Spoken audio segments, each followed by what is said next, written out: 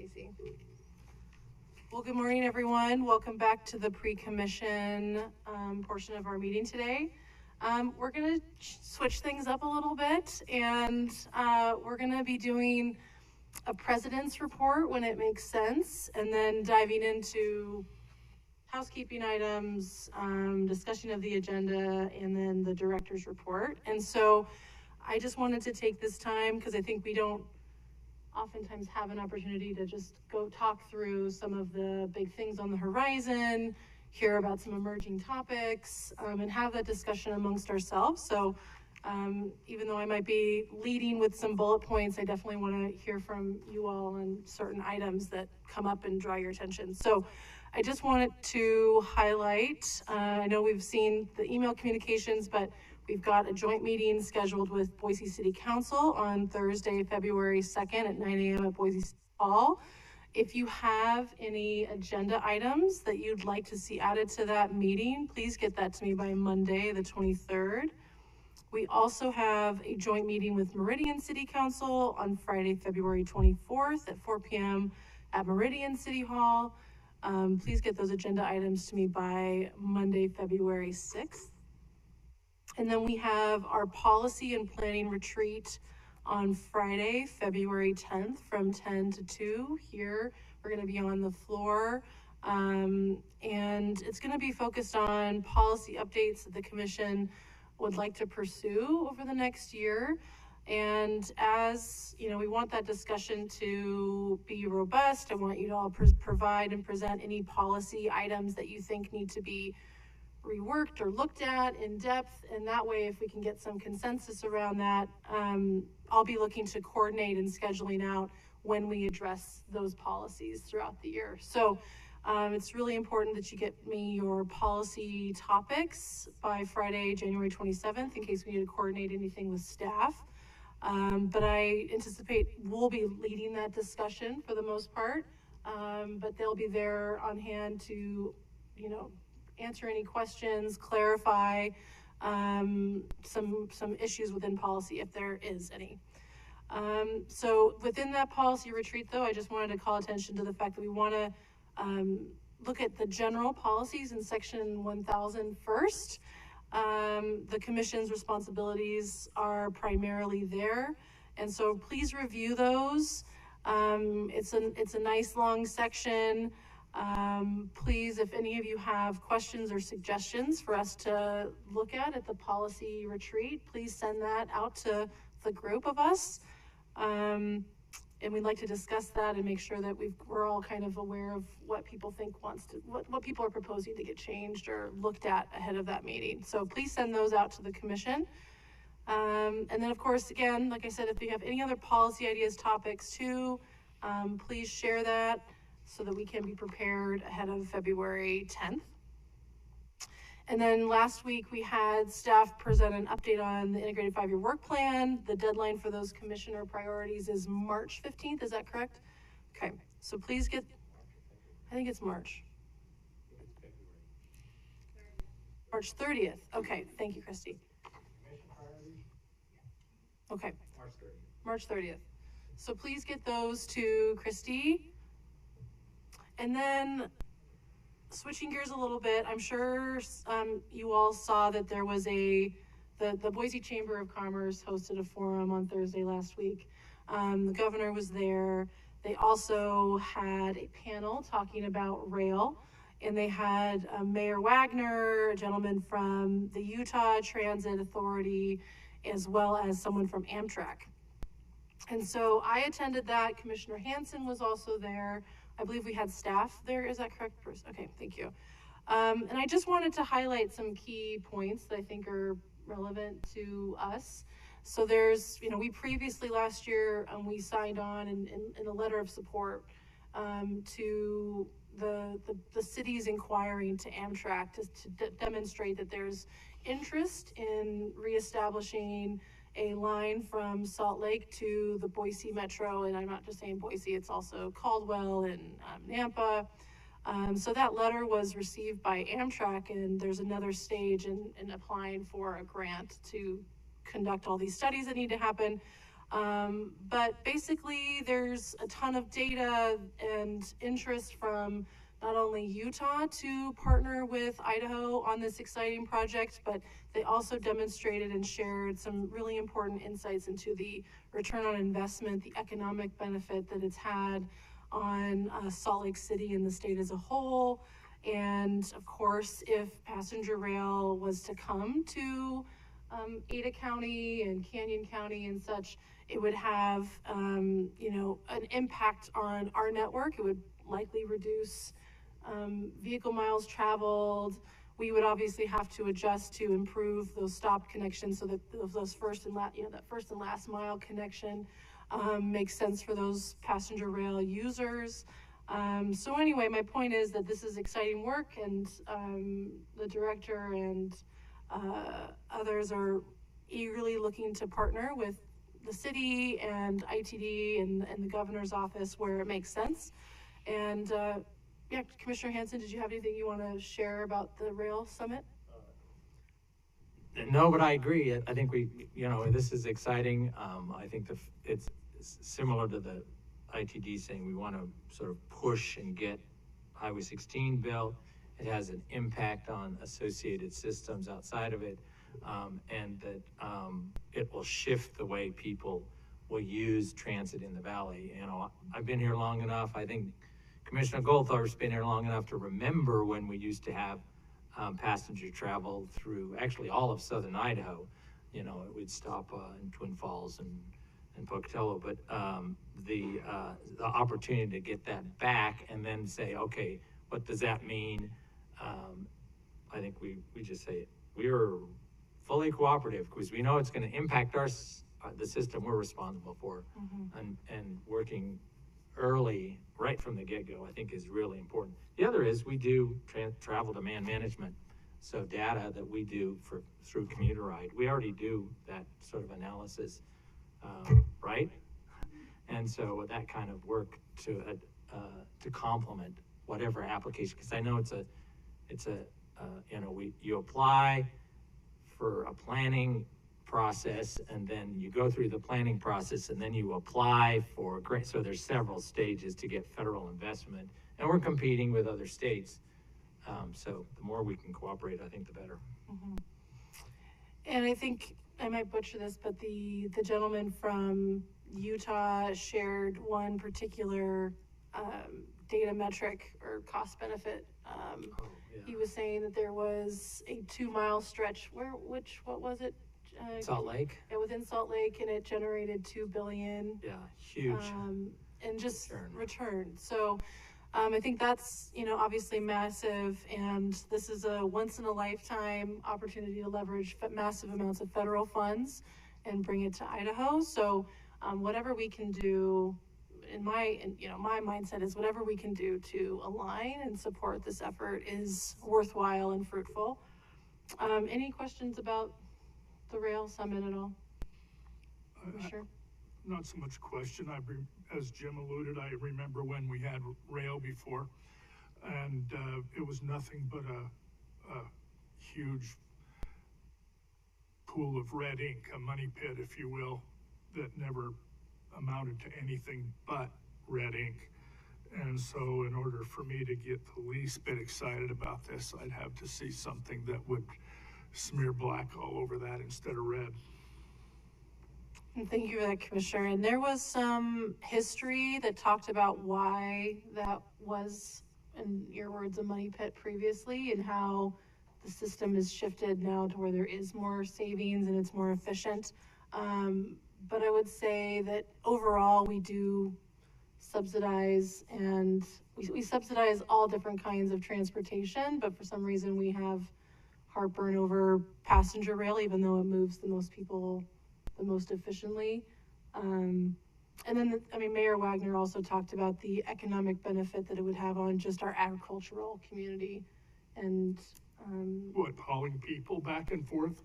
I doubt not it. just hauling people, but I'm not specifically just talking about passenger rail, but just in general, having a more robust rail system improves and supports their economy within agricultural endeavors. So Well, echoing what Commissioner Goldthorpe has said, based on all the information I have seen so far, the economic benefits of Amtrak are greatly inflated in projections that are made, and the costs are greatly downplayed. The reality is that the entire Amtrak system is a huge, in my opinion, a huge waste of federal dollars. The only portion of it that makes economic sense is the Northeast Corridor, and the rest of it is kind of a make-work program that takes billions of dollars from all of the people and spreads them just in a few places. So I'm highly skeptical that the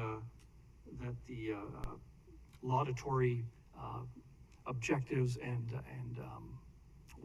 utopian visions that people have for rail in Idaho, I'm highly skeptical that they could ever work out. I'm willing to look at all the facts, but until I see some really amazing new information that's actually credible, I'll have a hard time jumping on that bandwagon. As much as I love trains. So, if it could work, I'd love to see it, but I don't think it does. Well, I look forward to sharing whatever it is that we have when we have it. Yeah, Madam President, I would encourage you to reach out to the folks in Utah, pretty conservative business folks who recognize the economic value of that investment and the way in which we've been measuring what's return, what makes it red. They actually said, yeah, the old view of Amtrak, the old system, which basically became a public utility, and then recognized that the highway system is like that too, and rural electrification is like that. If we measured the same things, we would not be providing rural electrical services and other utilities to remote areas, but we do. And the same thing with highways. If we said, you have to pay for yourself for the highway to reach these rural communities, that we wouldn't do them. And so looking at it as a holistic system, the return on investment, especially in the urban areas, you might find it hard to justify passenger rail services to Burley or to Ontario, Oregon on the way, but certainly not in the urban areas. And so the whole system, I think, we have to look at it in the way that we look at investments, public investments in rural and urban areas. And I would really encourage you to reach out, because it's been the subject of discussions at business leadership summits. This is not some crazy idea. The Business Association for this valley brought this forum and did it early and wanted legislators there, so they understood this is really about, we want this kind of business investment in our valley again. Thanks for So sharing. I was really encouraged, and I know that's a long way, but we have to look at these systems consistently. Madam Your President. Yes, I wonder if there was any associated presentation to the chamber that might, PowerPoint or anything that we could request and send to the commissioners. But I agree with your comments that this is a unique opportunity and that there's definite support and interest in our valley, and connecting different metro areas on the west would be it would be a unique and interesting endeavor, and I look forward to more information about it. We'll see what we can get you and the commission. Thanks, that's a great point.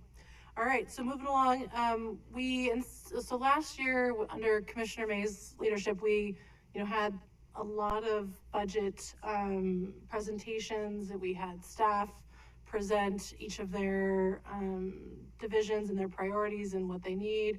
Instead of having 4 meetings, we're going to trim that down to 2 work sessions and presentations, just to make room for those policy discussions and work sessions that we're going to be having. As well as, I think that was such a good, robust process that we don't need to go through that as much again this year. So those dates are Wednesday, February 22nd, which we're going to have administration, chief of staff, and the maintenance departments presenting to us. And then on Wednesday, February 2nd, plans and projects, development and technical services. So March? Is it March? What? I think it's, the director has it, right? Yeah. Well, March 1st. Yeah, so, yep, so that's coming up, and, please review the budget and start formulating your questions, so we can have that be as smooth as possible, and I've jokingly told Commissioner Hanson he only has 2 questions to ask for a work session.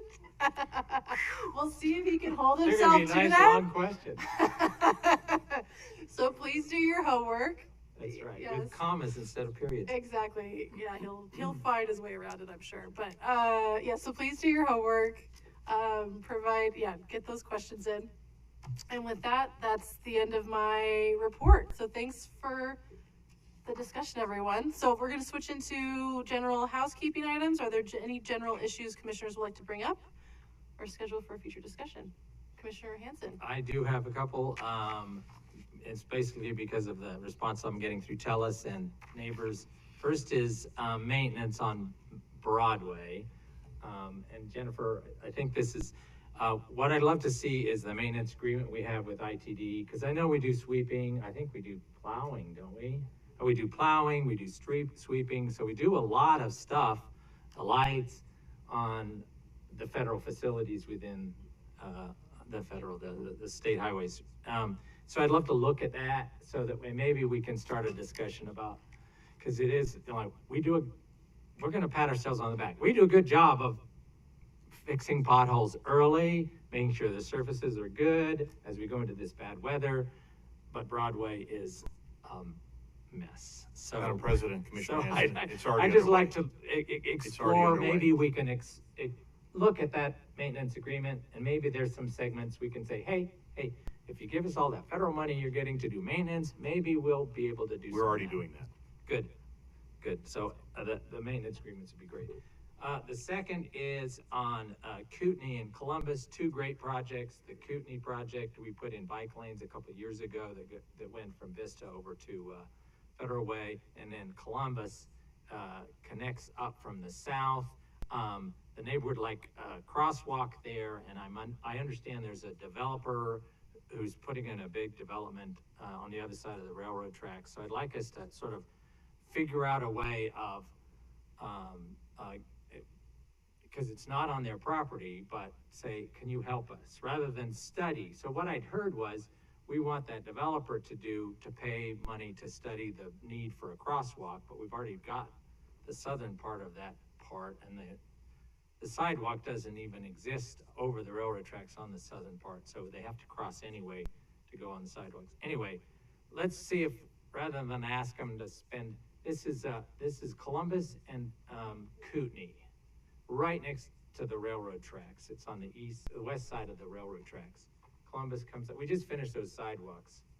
And so it comes up, and if you go up there, you see we got these new pedestrian ramps. So it suggests we're gonna have a crosswalk, because we got one on Kootenai. And if they could help us pay for that, I mean, it's just, rather than ask them to study the need for it, because we're gonna do it anyway. It also means that there's that connectivity on up north. I just wanna look at that. I know we've got an RFB at Robert and Kootenai right near Vista, so we recognize that this is a very important pedestrian, bicycle, north-south connectivity between the Federal Way and Vista.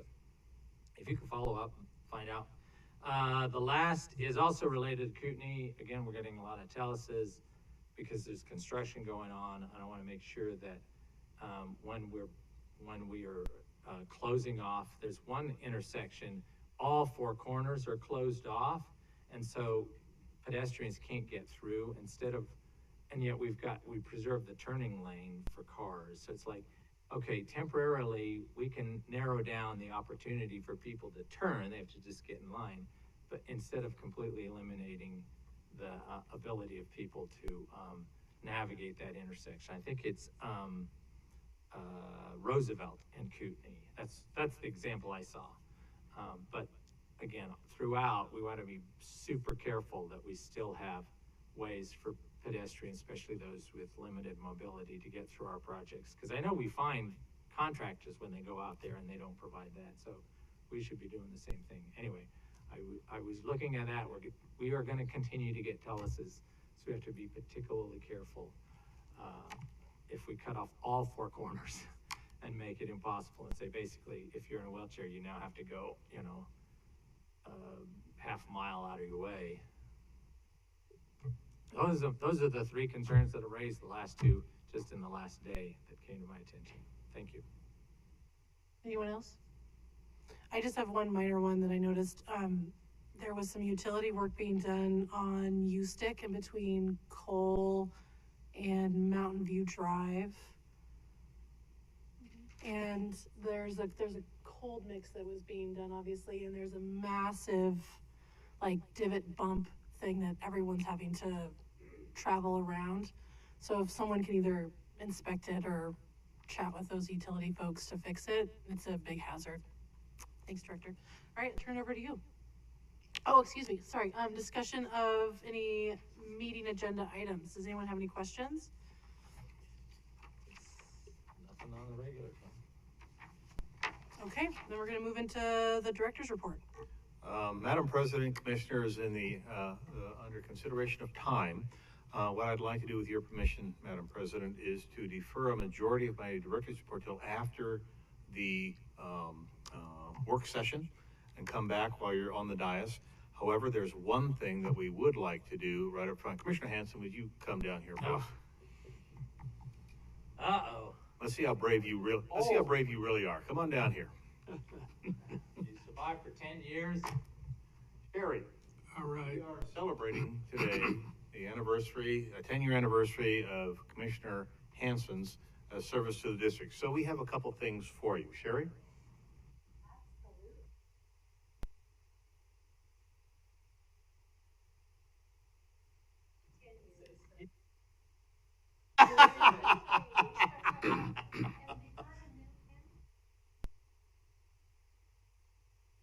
I got my 5-year. Thank you so much. I'm gonna ask him something funny here.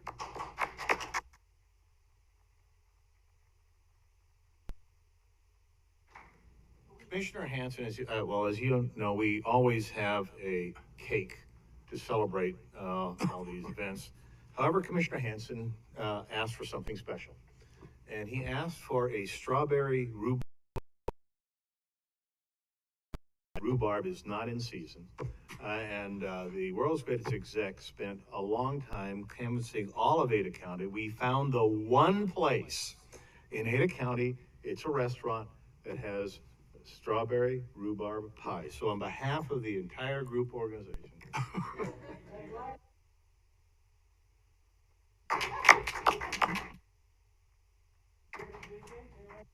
Madam President, Commissioner Goldthorpe.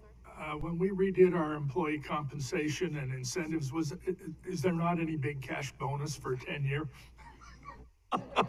No. It's 5, right? Okay. Isn't there a clause about strawberry rhubarb pie or something like that? And I have a whole bunch of rhubarb in my freezer. You could have just asked. Well, Madam President, again, we'll finish up after the. That sounds great. Thank you. Well, we're happy you're here. Congratulations, Commissioner Hanson. Thank you. All right, it is now 12:01. We're going to call the meeting to order. I welcome all the folks in person and online tuning in to our meeting today. Before we get started, please join us in standing for the Pledge of Allegiance. I pledge allegiance to the flag of the United States of America and to the republic for which it stands, one nation, under God, indivisible, with liberty and justice for all. Okay, thank you. First order of business is to adopt the agenda. I will entertain a motion to adopt the agenda. So moved. Second. Any discussion? All those in favor say aye. Aye. Aye. Any opposed? Okay, next order of business is to adopt the consent agenda. Items on the consent agenda are considered routine and are action items unless otherwise noted. The consent agenda is enacted by one motion. There is no separate discussion on items on the consent agenda. If a commissioner or citizen would like, they may request any item to be removed from the consent agenda and placed on the regular agenda. Do we have any requests? Okay, I will entertain a motion to approve the consent agenda. So moved. Second. All those in favor? Oh, any discussion? All those in favor, say aye. Aye. Any opposed? Perfect. So then we're gonna move into the regular agenda. There's no items on the regular agenda, so next order of business is public communications. Does any member of the public want to address the commission?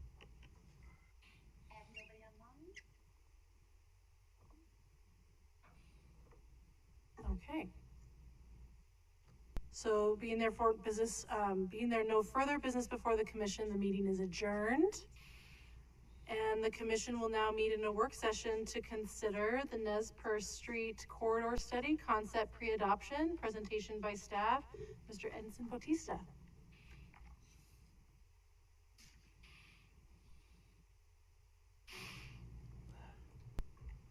In my district, Good afternoon, Commission. My name is Edson Bautista, ACAC Senior Transportation Planner. In today's work session, staff would like to provide an update on the Perce Street corridor study, including an overview of the project, the public involvement, and the recommended improvements as part of this pre-adoption hearing. This work session is information briefing only, so no decisions required from the Commission at this time. Staff will be back in front of the Commission on February 1st for adoption consideration. In this slide, we present an overview of the Perce corridor study. This corridor was first identified through the Roadways to Bikeway Master Plan update addendum, and is part of our identified regional low stress bicycle network. This corridor, starting from the west, connects Orchard Street all the way to Columbus Street, taking advantage of the roadway network, going through Malad Street, Pond Street, Country Club Drive, Roosevelt Street, and finally going through the corridor, through the Perce Street roadway. Following Commission direction, staff and the consultant evaluated the entire corridor following the going once approach, which means evaluate all the pedestrian and bicycle needs throughout the entirety of the corridor. Some of the key destinations along this corridor, we have the Hillcrest Elementary School, the Whitney Community Center and Elementary School, the Roosevelt bus route transit network, the Lata Bikeway, the Shoshone Bikeway, and the Columbus Street Bikeway.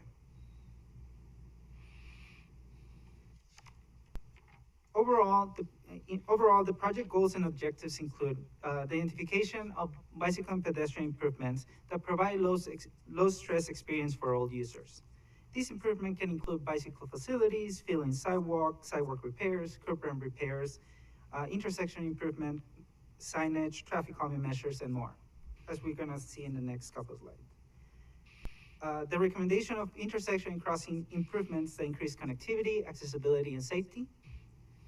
Emphasize the presence of the Perce Street Bikeway as a bicycle-friendly corridor and part of the low-stress network. And finally, identify existing pedestrian infrastructure that needs to be upgraded to comply with current standards and the American with Disability Act. Through this project, a review of existing condition and public involvement, a robust public involvement were conducted. The review of existing condition included 2 field visits, which gave a better understanding to the project team and the consultant of the corridor. Review of existing plans and guidelines, including neighborhood plans and livable street performance measures.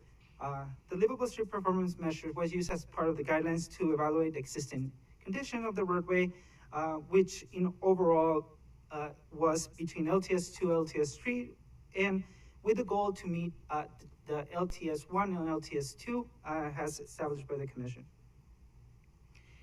In addition, analysis of the level of traffic stress, traffic counts, preliminary initial traffic parking, street width, and right-of-way.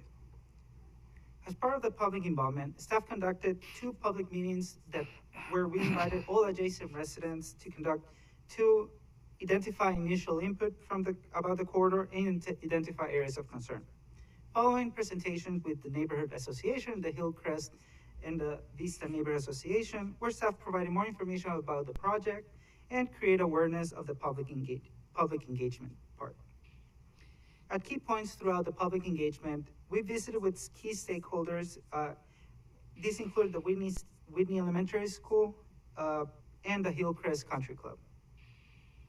As part of the public involvement, we conducted 3 public engagement, with the first one taking place on April 2022, where staff collected input regarding what the public liked or disliked about the corridor, the areas of concern, and the public vision for the corridor.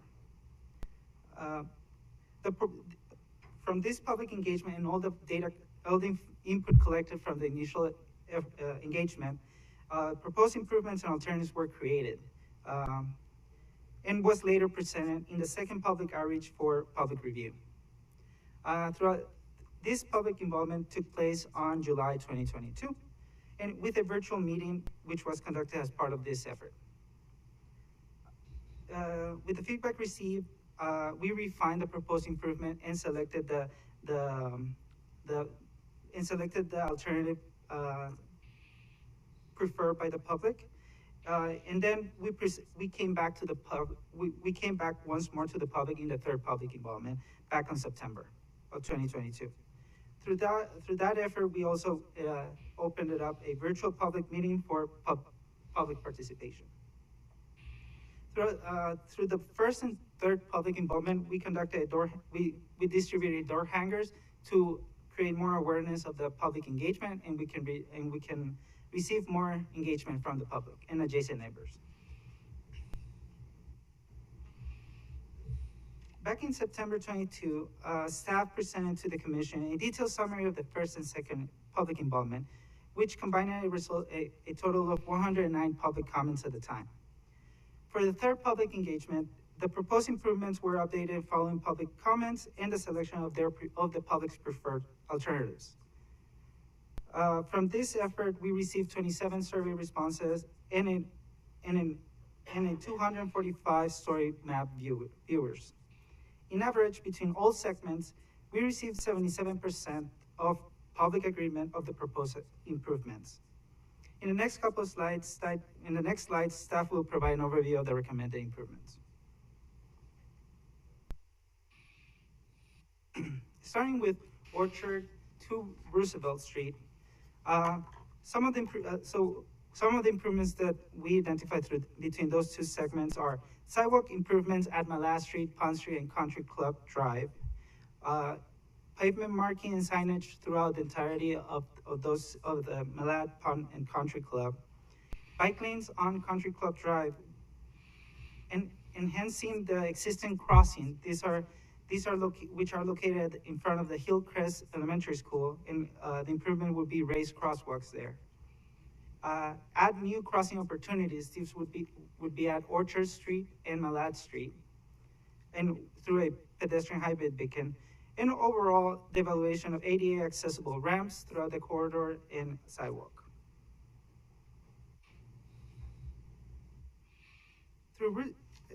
Now going through Roosevelt Street from Country Club to Perce, some of the improvements that we're looking at, that we're recommending, is the addition of sidewalk, filling the gap on the west side of Roosevelt, and the improvement on the east side near the intersections, with the addition of bulb outs and crossings, and additional crossing. Overall, for bicycle facilities, we're looking at buffer bike lanes on both sides of the roadway. Like as mentioned, the recommendation for crossings at Country Club Drive and Perce is the addition of rectangular rapid flashing beacon and bulb outs at Country Club. We heard from the public a lot of interest regarding Country Club Drive and Roosevelt, and because of it, our recommendation for that intersection is a reduction of the turning radius for turning towards Country Club, and the addition of marked crossing at that location.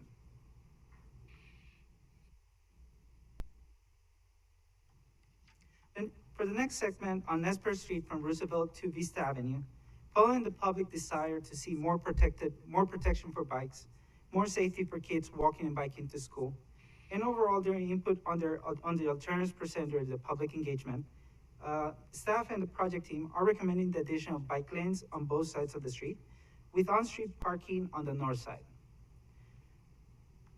These represent the removal of the on-street parking on the south side to be able to accommodate the bike lanes. The north side was ultimately selected following public feedback on the third public involvement and the presence of the community center and elementary school on the north side. In addition, traffic calming elements like raised intersection and bulb outs are recommended at key locations along segments including Latest Street, Atlantic Street, Hervey Street, Shoshone Street, and App Street. And on the image below, on the bottom right, you can see where those improvements are located. In addition to that, we are recommending bicycle push button at the intersection of Nespers and Vista Avenue, where we currently have a pedestrian hybrid beacon, and it's for to help the cyclists access that the push button on that crossing. And finally, entering into the Nesper Street, Vista Avenue to Columbus Street. For this segment, we're recommending pavement markings and signage for this segment at the addition of sidewalk on both sides and traffic calming at the intersection of Columbus Street and Nespers. And overall, for the entirety of the segment, we continue to review and recommend improvements for ADA accessible ramps throughout the entirety of the project. Finally, Commission, the estimated cost for all the improvements presented in the 2.4 miles corridor study is a total of $2.4 million for this project. With this, starting today, January 18, all the way to February 1st, we will release a draft concept study for public review. When we're gonna come back on February 1st in front of the Commission for adoption consideration. And with that, Commission, I conclude my presentation. I'll stand for any questions. Thanks, Edinson. Madam President, Commissioner Goldthorpe.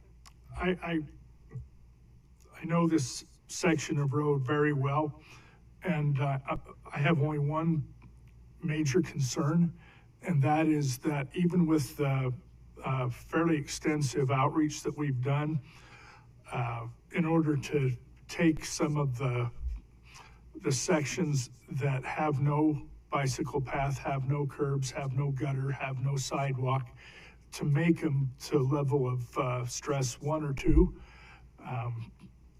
is going to take a lot more plastic surgery than what we've already described. And because the public seems to want to get involved after the fact more than before the fact, perhaps we can, as we go out with the concept study into the actual design, that we can make sure that the public has no excuse for not being as involved as humanly possible in the design of these projects. And I think that the cost of the projects will go up quite a bit as a result, but that's okay with me, just to get it done right. And I'm not saying we're not doing it right up till now. I'm just saying that I'm getting a little tired of the teleses that we get 5 years after the opportunities have been had to do exactly what those teleses are complaining about. That's all. Thanks, Commissioner. Madam President, Commissioner McKinney. Edison, just one question for you. Could you go back to slide number 7? Here we go. Where are we? Okay, the T intersection at Country Club Drive and Roosevelt Street reduced the turning radius. I want to make sure I understand what we're talking about there. Is that green line that's showing kind of a pie-shaped or kind of a crescent moon-shaped piece? Is that what we're talking about? Correct. Okay. And is the intention for reducing the radius simply to slow the right turning traffic down for purposes of the crosswalk? Is that the idea? Madam President, Commissioner McKinney, certainly that's one of the benefits of reducing the radius, but also it reduces the vehicles when they approach towards the intersection as they turn right towards Country Club. So rather than as it right now, which is a big space where they can just swipe into Country Club. So what we're doing is, so essentially the existing situation is that there's a big wide expanse of pavement for that, southbound to westbound right turn movement, is that what we're talking about? Correct. We're just getting rid of that and making it a normal width roadway at the intersection there. Yes, and it benefits because it creates more presence of the pedestrian as they approach the crossing. It gives them more visibility as they walk through the intersection as well. Okay. Is there an existing crosswalk at that location? No, There isn't, okay. no more crossing. Okay, thank you. I just wanted to be sure I understood what we were talking about there. Commissioner Hanson. Thank you. Thanks, Edinson.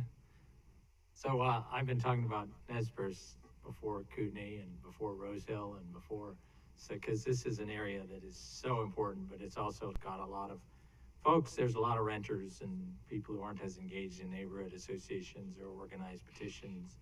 And the main concern that they've always raised was speeding, which I noticed in your surveys, that's just like, especially on Nez Perce, it's, and so one thing I was a little like, let's approach this as it's traffic calming across the whole segment, but especially on Nez Perce.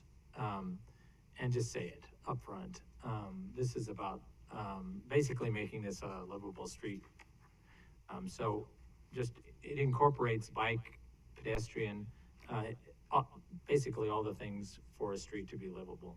And I would suggest, because in the Collister one, we actually saw each of the segments. This is where we anticipate this would be level of stress, LTS 1. And there was one area where there was LTS 2, and we asked that we try and move that to LTS 1. So there's no reference to where these spots would be of LTS 1 and 2, and I would suggest, I think this whole corridor needs to be LTS 1. These are two schools, neighborhood schools, Hillcrest and Whitney, and there's a lot of walking. Only Roosevelt's the dividing line between the attendance zones, and I think we do a good job of bridging that, as Commissioner McKinney's pointed out, and just say, we want kids to walk to school and be as safe as possible. I like that you're addressing the turning radius in one location. There might be some other locations we should look at the turning radius where people tend to take corners. And the first one is that Maladen Pond, where, because there's no curbs right there now, people who are planning to turn right don't stop. And the tightening up of because that's a really critical intersection. The other is that I've noticed that we have curb extensions. That's fantastic at several places. But the assumption is that if there's a bike lane there and no parking, then we can't have a curb extension. But we can. There's designs in our city. We see this on 27th Street where you can have a floating curb extension or a mountable curb extension. So you can allow for drivers to recognize this is their width. That bike lane, if it's unoccupied, is not their travel lane. It's so that it helps to define the width of the travel lane. It's a big project, but we've been waiting for 10 years, and I'm sure the neighborhood's been waiting for a whole lot longer to see us starting to move for those. So I'd like to look at those. Another place on segment 2 that I'd suggest we could tighten the turning radius, when people are going, it's the same road, Country Club Drive. They go up off of Roosevelt, go Country Club Drive, and then when they turn in front of the golf course, they sort of assume that's just a continuation of their own lane, and yet we're going to have a crosswalk there. And so as they come around the corner, it's on segment 2, we're going to have a new curb, but that added crosswalk, I think if we could tighten that turning radius just a little bit more, that would ensure people do stop and then turn, because they need to be aware of people who are crossing. It might be just out of their sight, but as they turn their car, they're going to be right there. So that's what I would suggest at that intersection. I'm wondering if we could also include I'm looking at segment 3, where we have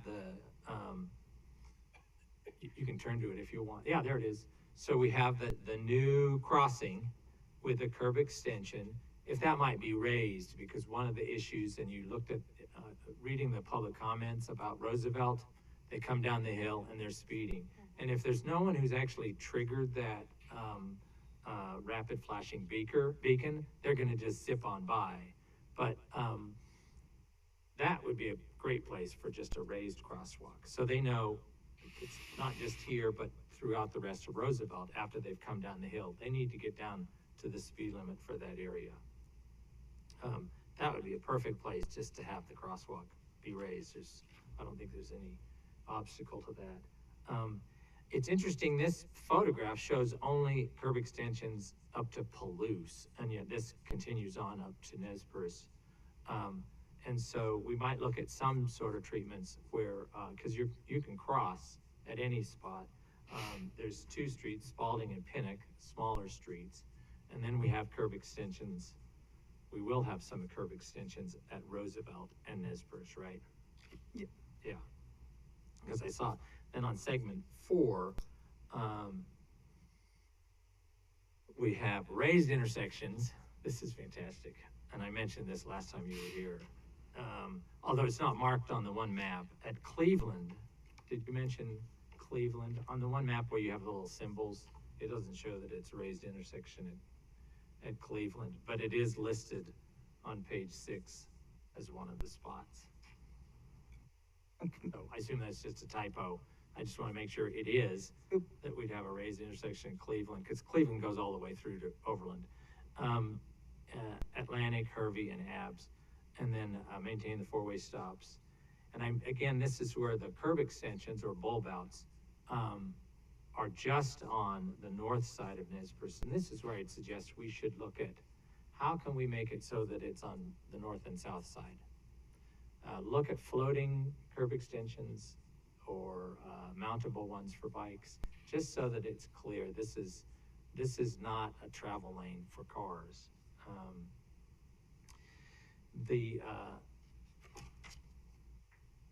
And then I think the last thing, and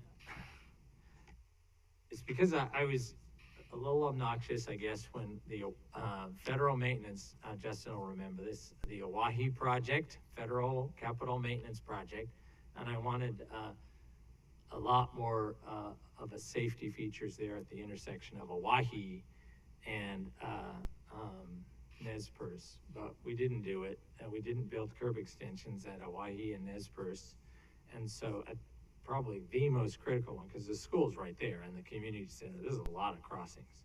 They're brand new. Is there a way we can make it so that we do tighten the radius of those turns and, put some more safety features at that intersection? It is a 4-way stop, but adding something there would be great. That is probably the most critical intersection of this whole area, because it's a bus line. Oahe goes all the way through, goes up the hill. So just look at something at that intersection. We aren't adding any other improvements at that intersection, and that's mostly because it's brand new. And then we do curb extensions on all 4 corners of the Nez Perce in Columbus, because again, the Columbus Bikeway.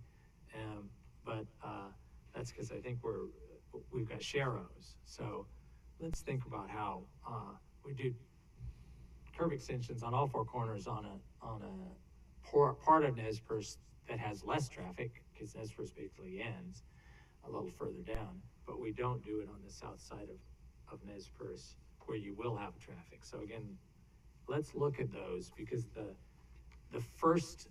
reason why Nez Perce was such a concern to the neighbors 10 years ago and virtually every year since I've been here is the speeding of traffic on Nez Perce.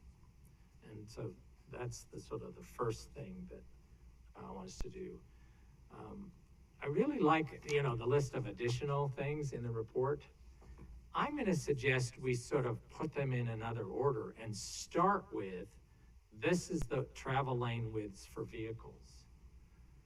And then, because what we do is we list, okay, these are the ACHD guidelines, this is how wide the sidewalks are, this is how wide the buffers are, this is about driveways, this is about drainage, and then the very last thing is travel lanes defined.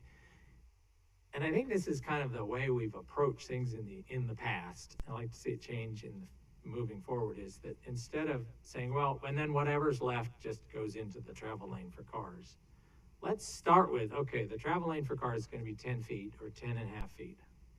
And if there's extra, that goes to pedestrians or landscaping or other things. So it's not the other way around. It's like, okay, we've got enough room for pedestrians, got enough room for bike lanes, we've got enough room for a buffer, and we still have room for a 12-foot turning radius or a travel lane. It's like, no, let's start with what's the travel lane going to be? And I would suggest it should be 10 feet in each direction along that way. And if we got extra, we figure out ways of making sure drivers know that's not your travel lane. This is a way for, it just adds that additional factor for when you're designing it for reaching LTS1. So those are my comments on this, which are like, you're 99% of the way there. So these are really like the 1% that I see. Some of these, like on Rose Hill, I think we can do with some temporary features too, you know, before we pour the concrete.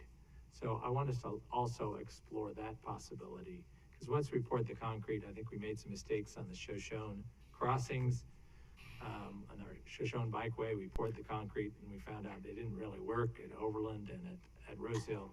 So let's do we might look at temporary ones if we're not too sure, and then believe me, the neighbors will tell us whether they're working or not before we pour the concrete. And that'll also save, and I would agree, you know, that this looks like a big price tag, but my belief is we phase it in. And if we phase it in, I would say segment 4 is the first phase.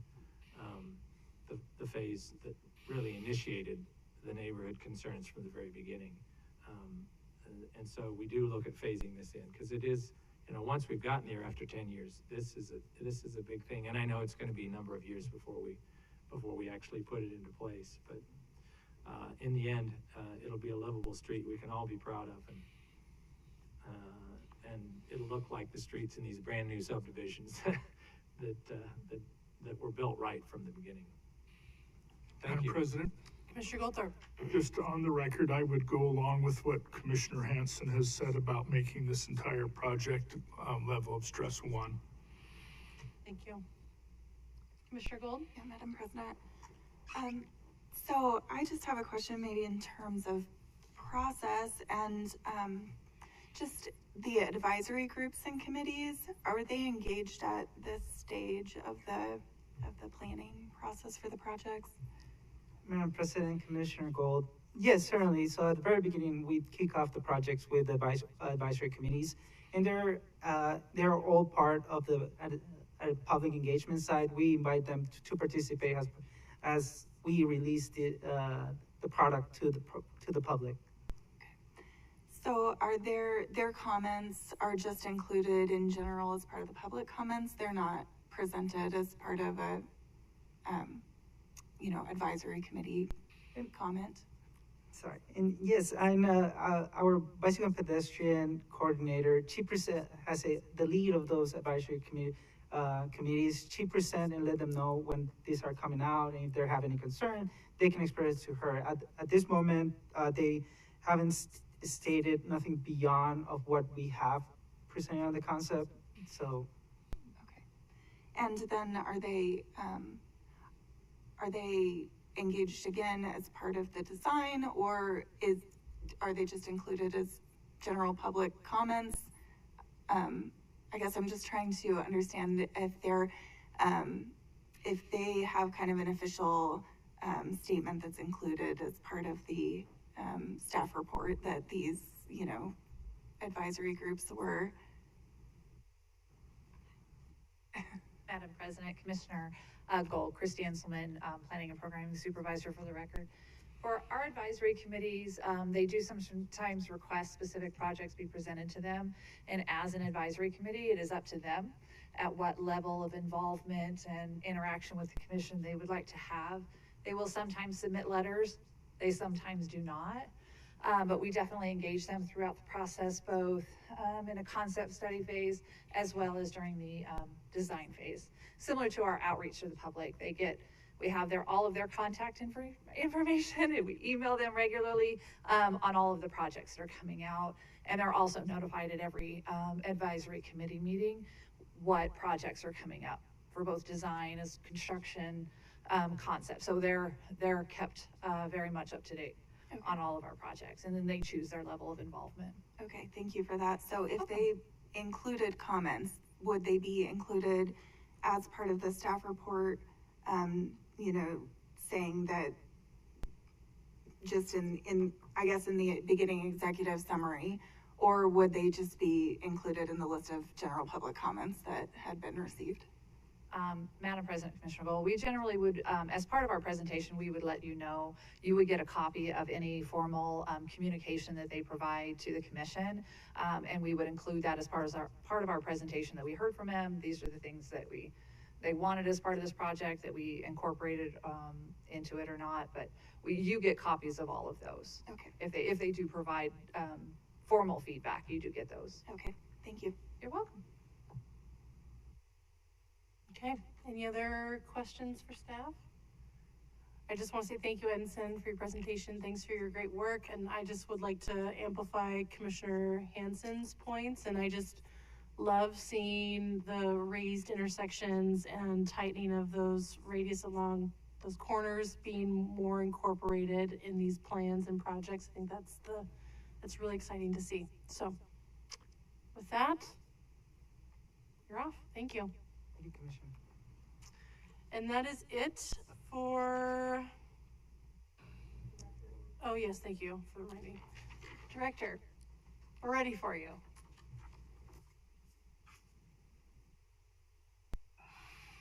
Madam President, Commissioners, again, thank you for the opportunity to share a couple things with you today. First off, you may have noticed that tremendous piece of equipment that was strategically parked right out front, so you can take a good look at it as you came in. I've asked Jennifer to give you an update on how well the mini sweeper, mini plow is working going forward, because you're going to see something on the first budget adjustment that may request a couple more. Jennifer?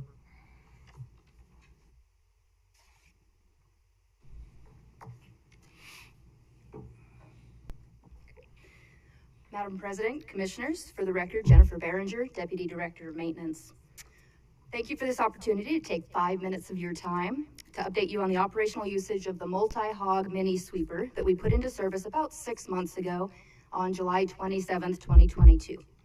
We've had a lot of success using the mini sweeper in areas where the full-size sweeper can't fit, such as buffered bike lanes, raised bike lanes, multi-use pathways, roundabouts, traffic circles, islands, dog bones, pedestrian cuts on refuge islands, dead-end roads, and older bulb outs that have small turn radiuses. We currently maintain over 420 miles of bike facilities with a growing number of buffered bike lanes and multi-use pathways. As you can imagine, this is a high-demand asset as we catch up in areas that we have not previously been able to sweep. The equipment has a max speed of 25 miles per hour and can drive to each location for sweeping without being trailered. We find it most effective, though, when we use it in tandem with a full-size sweeper. So when the hopper is full, it can transfer its load to the larger sweeper. This not only extends the range for the mini sweeper, so it isn't losing time driving back and forth to the yard, but also ensures a full lane sweep on both sides of the extruded curb or barrier. We generally employ the sweeper during night operations to minimize traffic impacts. For sweeping operations, the mini sweeper has clocked 116 hours of usage and 762 miles. We've collected 25 loads of leaves and dumped about 42.5 yards of debris from the bike lanes. In addition to street sweeping, this equipment is dual-tasked and is currently converted, as you saw as you came in, into a mini plow configuration to help us with our winter operations. For the winter storm usage, we've run the mini plow for roughly 35 hours of snow call and 143 miles traveled. We'll likely get more hours on it with tonight's snowstorm. So far, we have employed the mini plow in this configuration along the Federal Way walking path, the pathway along West Hill Road Parkway, Fairview multi-use pathway and bus stops, and Main Street multi-use pathway and bus stops. This machine does a great job for these small tasks. When used on the multi-use pathways, the walking path was cleared of snow and little to no ice was left because of that salt spreader. We have learned, however, that the conversion is not a quick process from sweeper to mini plow. The water lines need to be capped, the debris hopper is switched out for the salt sand spreader, and the articulated plow is attached and wires are connected. Because of the swap time, we're not able to swing quickly between sweeping and winter operations with our single unit. As such, during the months where we have both snow and leaves still falling, we must focus on one or other during that season. Adding more assets can help us be more flexible and become more responsive to public needs. We've encountered some usage challenges as well, primarily when operating in buffered lanes with inconsistent widths and obstacles such as signs and power poles. Our biggest challenge, however, is staffing. For sweeper operations, we divert one sweeper operator from a main route to focus on bike lanes.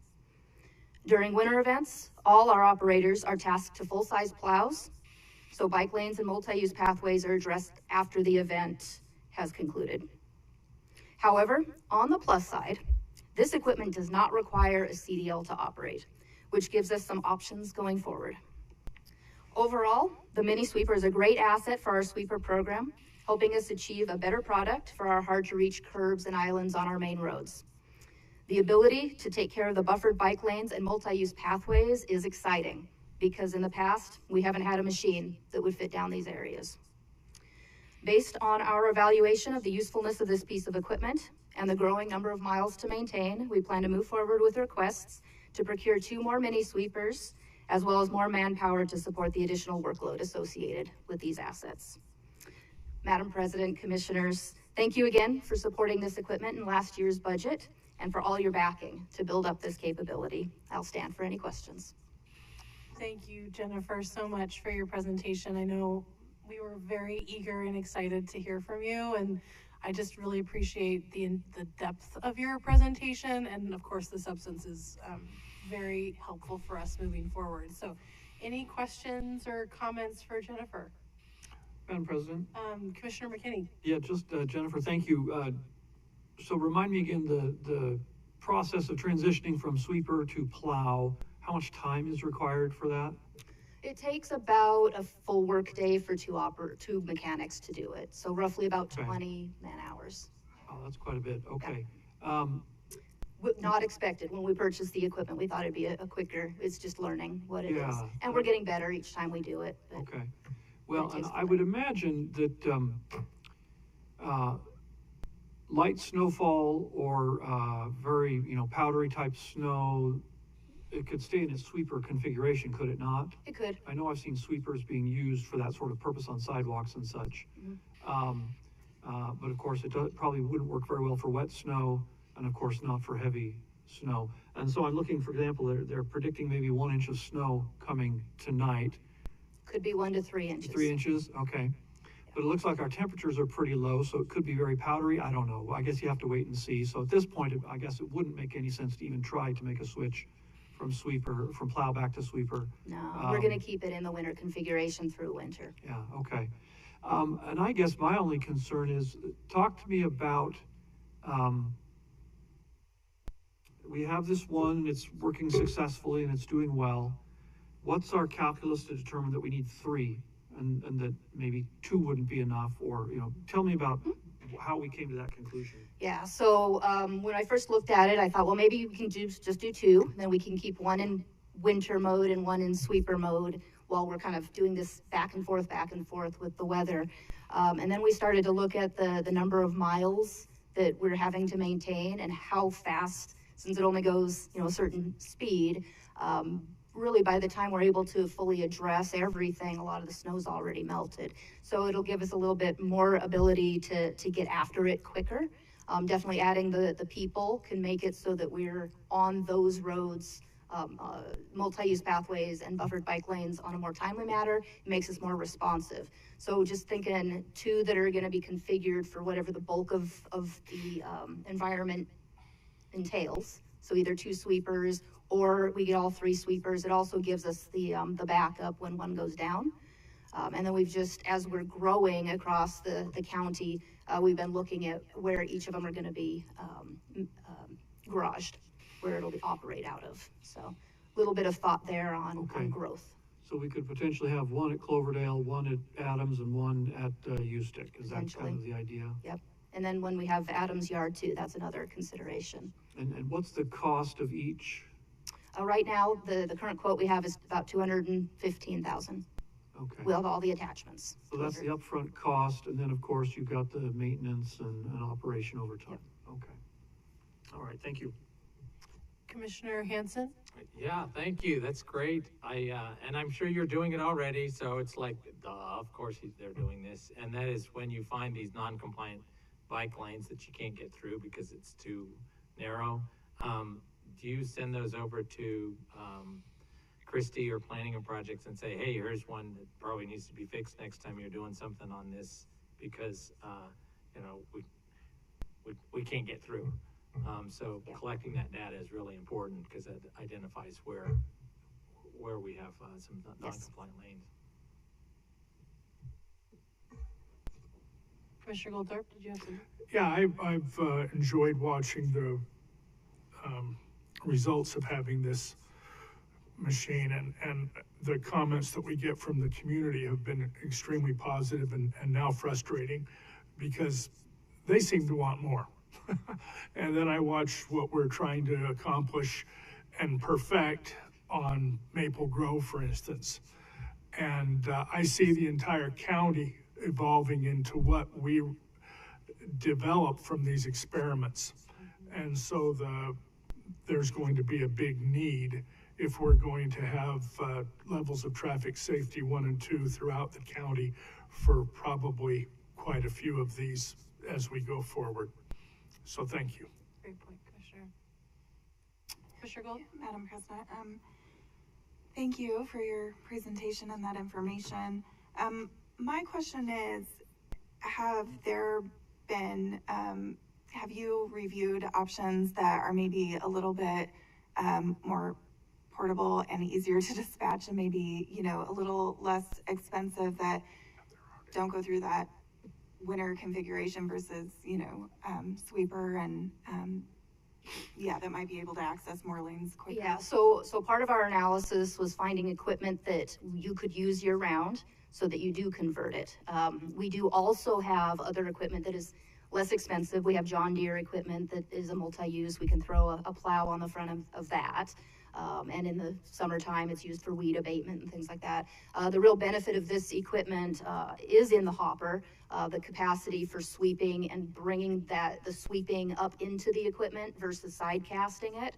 Particularly useful if you're going over any kind of bridge. You don't want to be pushing debris off the side of the bridge, that kind of thing. So it's got that vacuum capability to sweep up the sweeper, and then also the ability to spread the sand behind it as well. But we continue to look, we go to trade shows, get information, whatever we can find to find the cheaper alternatives that give us the most flexibility. And I just want to add to that point is staff did an amazing job researching various options, including like, you know, a four-wheeler with an attachment, you know, seeing what works the best. And I think all of us were really impressed that you settled on this mini sweeper after their exhaustive process. So we had similar priorities of, you know, what can be cost effective, but also used widely across the network all seasons long. And so far this one has been a really good success. So thank you, Jennifer. Great question. Yep. Any other thoughts, questions? Thank you, Jennifer. Yep. Commissioners, again, echoing Jennifer's thought, thank you for giving us the opportunity to run this pilot project going forward. And as Commissioner Goldthorpe said, success does cost because we continue to get larger calls from other organizations now wanting to know how we can help them in their operations and such. And the lead times on these are anywhere from 3 to 4 months. So that's why we will be back in front of you for that first budget adjustment to request your support to pick up the other two, so it'll be just in time for spring and then the summertime going forward.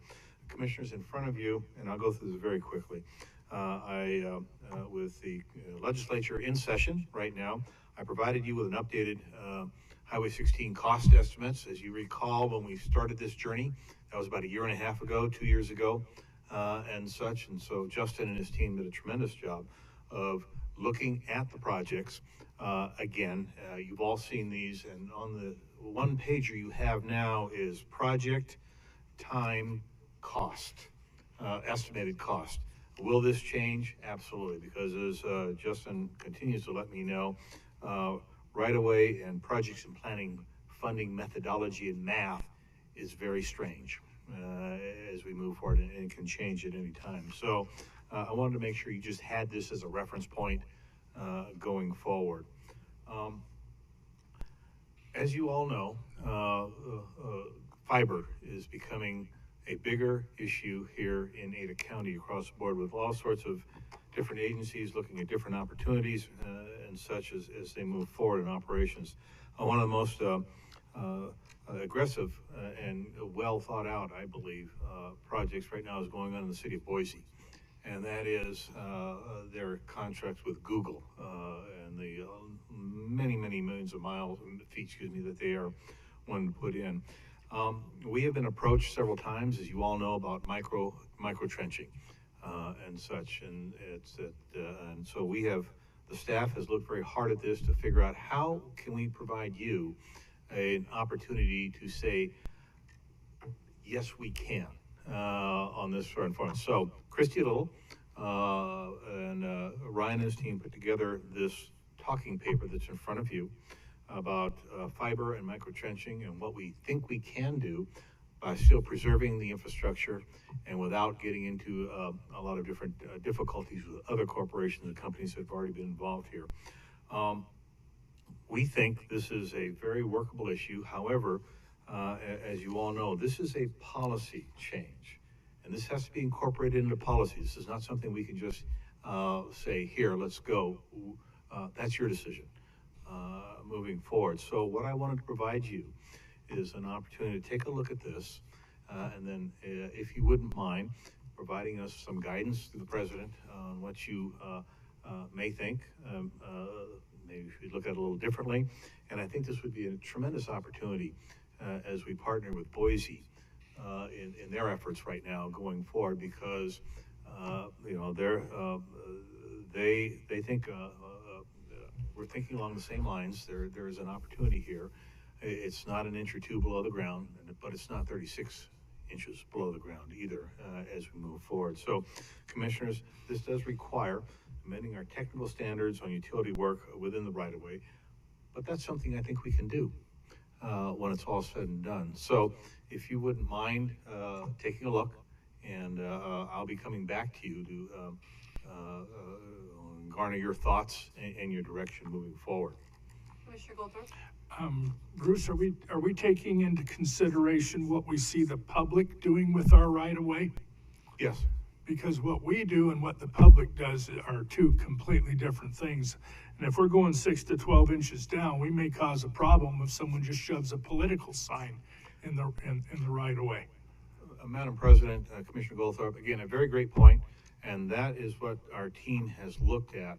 And how can we get to yes when it's all said and done, as opposed to with times changing, with the different technologies that are being used, with all the investment that's coming in when it comes down to fiber and all the requirements and desires that all of the cities are now wanting to do, not only connecting schools, but connecting city operations under fiber.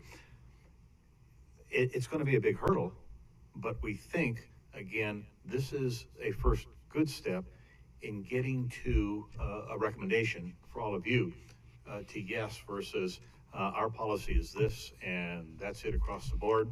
Now, there's, as Commissioner Goldthorpe knows, there's been a lot of great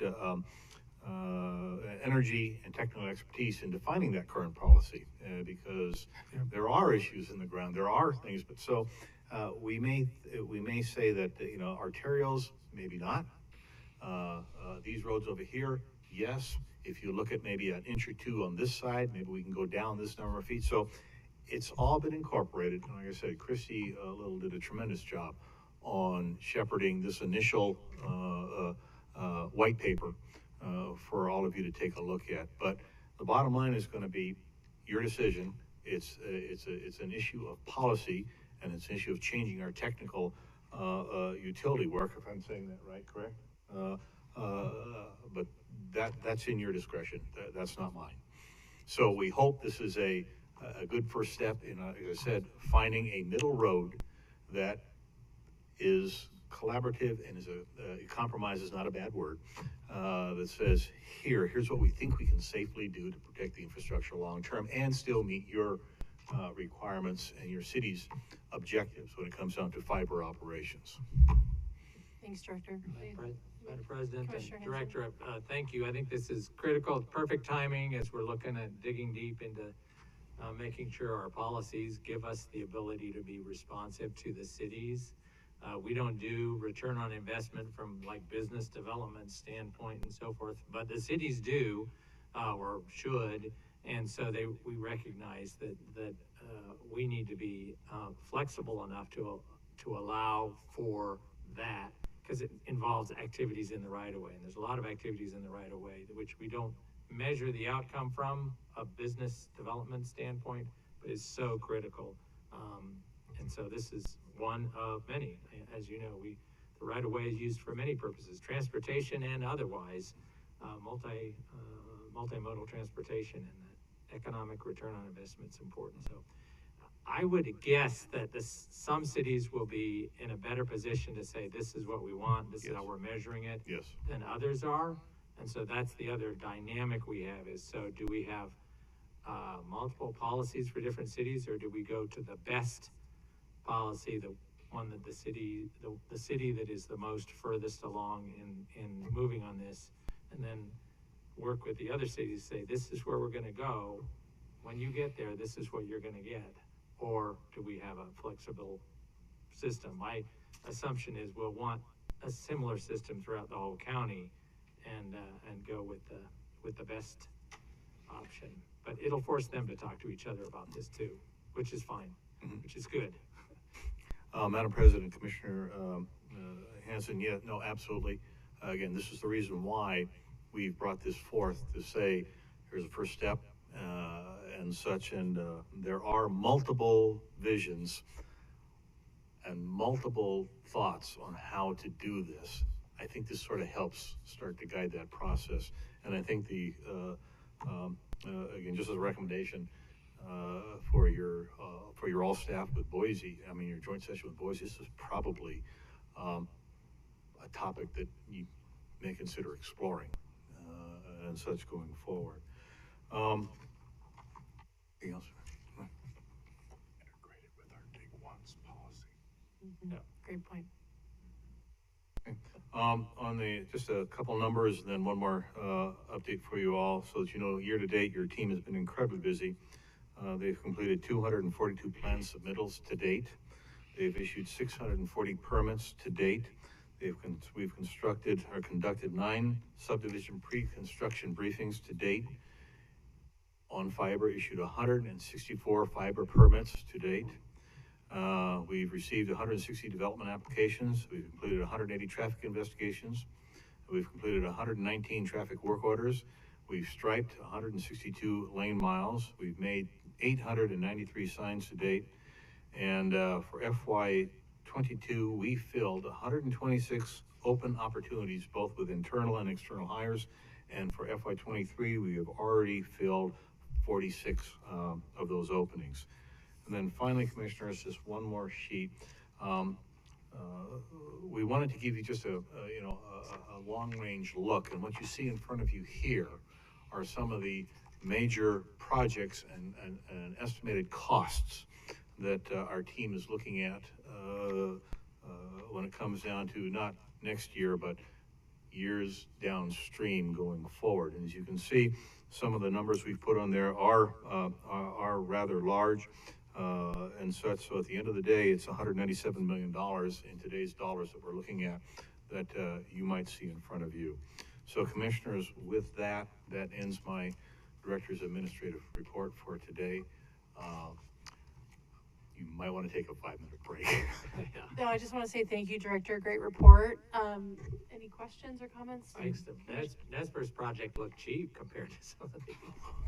I do have a couple questions. Thank you. Director, going back, first of all, to the Highway 16 extension projects, is this simply looking at, well, in the past, we've talked about Highway 16 and its impacts on ACHD, ACHD projects and so on. And my recollection is that we were talking about something on the order of $34 million or something like that. Right. This is not that. This is that. Yes. This is that. Yes, sir. Okay. Is the scope of this bigger than what we were talking about before? Because No. 58 is a little bigger than 34. No. In the last year and a half, 2 years, as you can all imagine, prices have gone up, materials have gone up, labor has gone up, mobile operations have gone up. This is our best estimate in today's dollars and in today's environment as to what we believe these projects and on those timeframes will cost the district. Now, again, please remember, commissioners, that a lot of these are impact fee eligible. And so there's an opportunity to, knock on wood, offset some of the estimated prices that we have here by using impact fees and such. So this was just not a reminder, but just an update as to where we are when it comes down to forecast expenditures for those same projects that you've seen before going forward. So the 36 million or so that we got from, or whatever it was, from the legislature last year, or that was voted last year, that's all. We have not gotten anything from the legislature yet. That is they're working that now.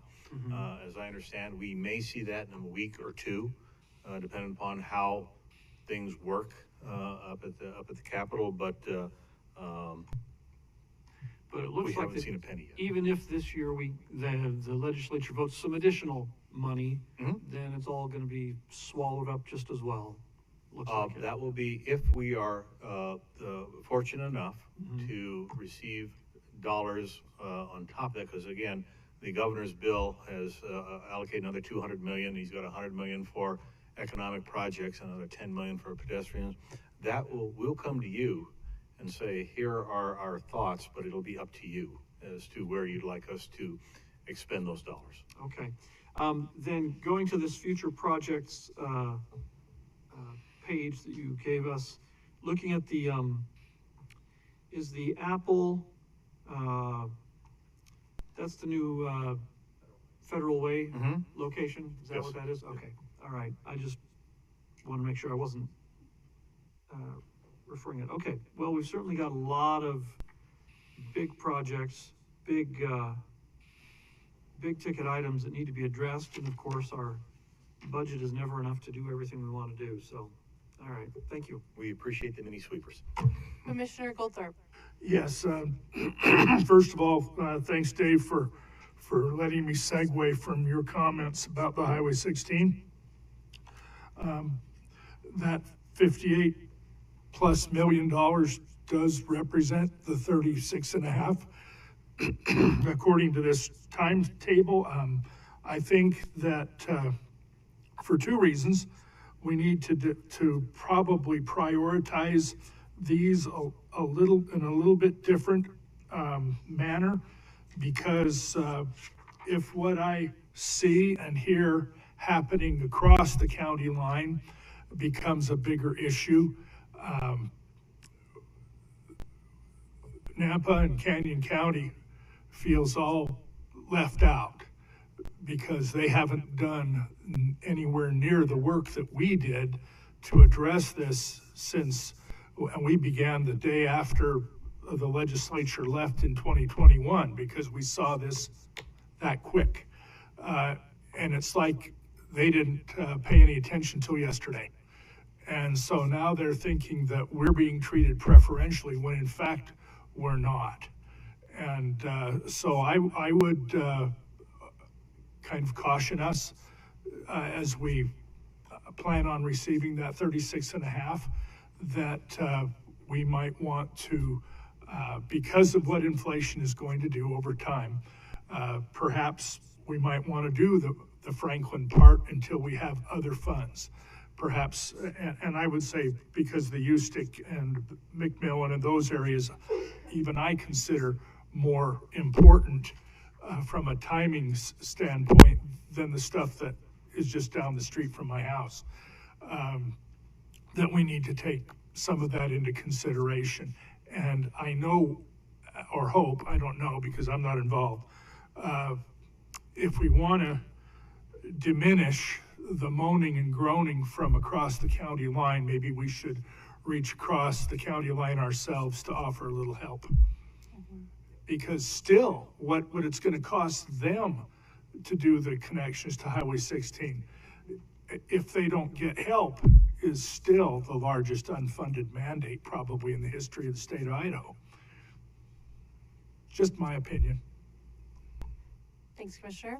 Any other comments or questions for the director? Okay, thank you, sir. All right, thank you all.